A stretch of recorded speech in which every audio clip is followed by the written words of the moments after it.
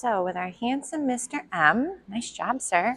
I wanted to warm up a little bit with some loose leash walking. So obviously when working with your beauty, I'd recommend to almost make the loose leash walking seem fun, to make it into a game where orientation to you is the greater value. So I sometimes like to just be moving around and I change up my direction. Oh, he says this is fun. And I go and I feed the handsome guy anytime he's near or orbiting my sort of bubble. So again, I might start moving, then I quickly change the direction. And when he comes into my space, he's like, oh my gosh, are we about to wrestle? I could feed him for that. So I want to make sure that he's finding really good value in trying to stay nearby, because I know you guys said that you find that he has a harder time orienting or staying honed in on you guys. I would highly recommend do some of this practice. I know we've discussed it in and around the home, the yard. You may have to figure out what types of foods or snacks motivate him as well. So I know he's got some training treats with him, which is awesome. So make sure that sometimes you do have a trail mix, and maybe you find a couple treat lines or a couple food items, like maybe chicken might be a very high value item, but it's not going to be quite as tummy upsetting as some other products might be. So if you're finding he's a sensitive guy, is make sure that the products in which you're test driving do work well with his little tummy, and that he can again find value. Almost like with our money, we have different varieties, or sorry, different values.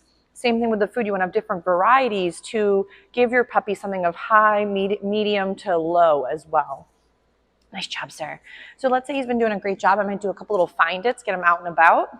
Nice snacks. Come.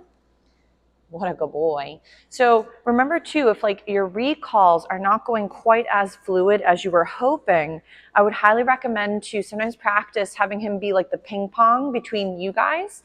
And he does a little bit of romping back and forth even in the house between you and your husband and vice versa. So that way you guys can practice having the handsome guy orient and then be able to handle the recall from both family members.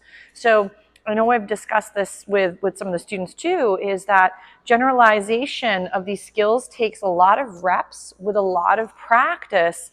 But remember that we have to have them learn in a calm but comfortable environment where the material is then being retained. And then we would start to increase those Ds. So like your distraction level, your distances, your duration. So if we're finding with Mr. Handsome, he's not quite as fluid with one of those things, gauge how difficult is the environment. Max, come. Nice job.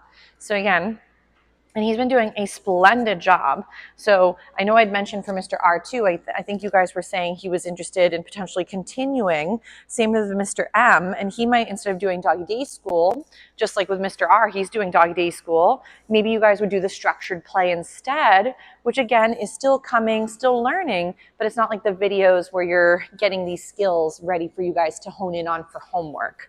So there's no school aspect of it in the sense of skills, but more learning behavior, learning play styles, learning how to take little breathers between playmates, and then just feeling comfortable going to a new environment with these different distractions.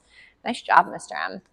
So right now, even as I've been blabbing, I'm still working the handsome guy, moving around the environment and capturing these great moments where he's being very successful. Nice. He's doing such a good job. Ready? Max. I know there's a few snacks that have been stepped on previously, and I have to go get them squishy with my mop and then try to scrub them off. But every time they see one of them stuck on the floor, they have to pause and just make sure they can't actually eat it again. Nice job, sir. So right now you'll also see my rate of reinforcement is rather high to keep this engagement. So right there, that was actually a little front behavior. So fronts are going to be another great way to help your puppy reorient to you from the environment. So for example, if he gets easily distracted, I highly recommend test driving these dance moves at home before using them in the real setting that you might really need them in. So let's say, for example, we're going to work on front.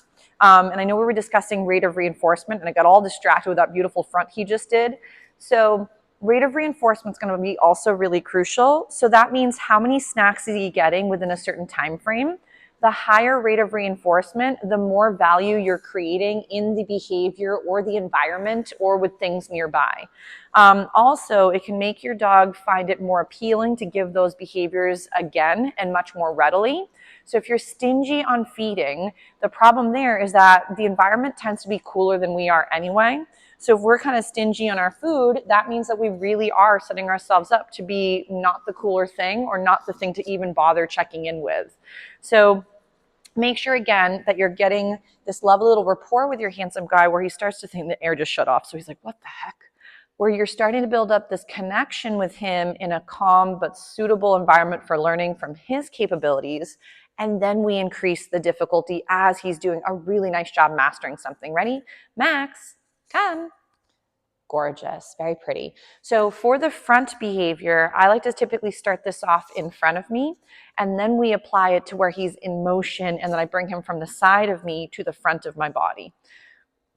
Sorry, I'm just drinking seltzer, very bubbly. So right now he's off and exploring. I kind of want to let him get a little distracted. And then from here, see if I can call him to me with a gorgeous recall. So I might go, Max, come. What a good boy. He's making his way down, but he's just slowly getting here. Good job. Very nice. Not less of the romping and running like he was doing earlier. So that was a very nice sit.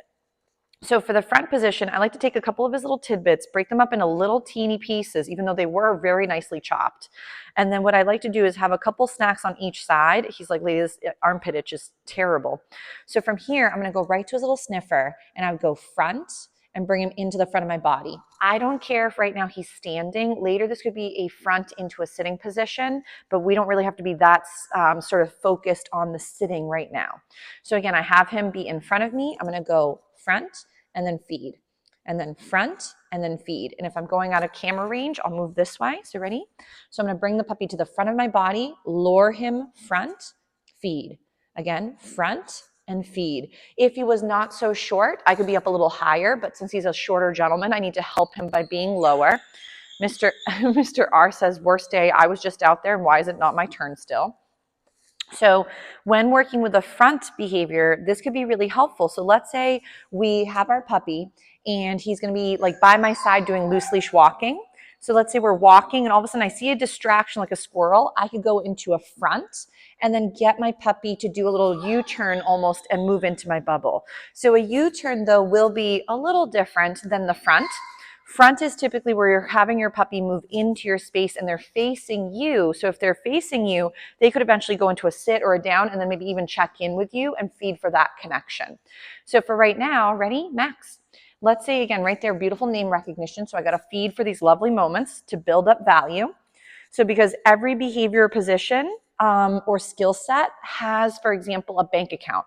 So I know we've dived into this before where we want to think about all these cool things that we would like them to do from our perspective, pretty cool, from theirs, maybe not. So we want him to think there's value by depositing reinforcements into that account so it happens again and pretty readily. Later, again, that food could be intermittent. It could be rotating through different types of reinforcements. It will not have to be food all the time. But remember, I still enjoy reinforcing my dog for a good job well done. And therefore, I have them still wanting to participate in the job they're working in. So let's say right here, a U-turn would be your puppies by your side and you lure them and you do a change in direction. So this can also be a great way to help your puppy change, moving away from something before maybe they either notice it or before things get more challenging, or maybe you're just working on keeping engagement by making the walk more fun. So again, we're walking. He's focused on my hand for now. We're going to do a little U-turn. And I would feed him sometimes throughout the bend or towards the end of the bend. But I want him to think that there's a lot of great value in moving around the space and staying nearby. So if Mr. Handsome, where'd you go? Ready? Max is like, but I swear I heard something cool. So I'd get his attention and say, Max, ready? And I'd go turn. And then I could feed him for that. If he was really having a hard moment with this, because maybe there's more distractions or there's something going on, you could have a couple snacks in your hand.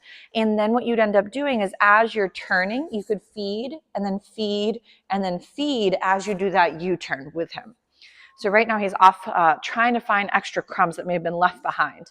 So right here, a little distracted, I might go, Max, come. Yes. what a good boy.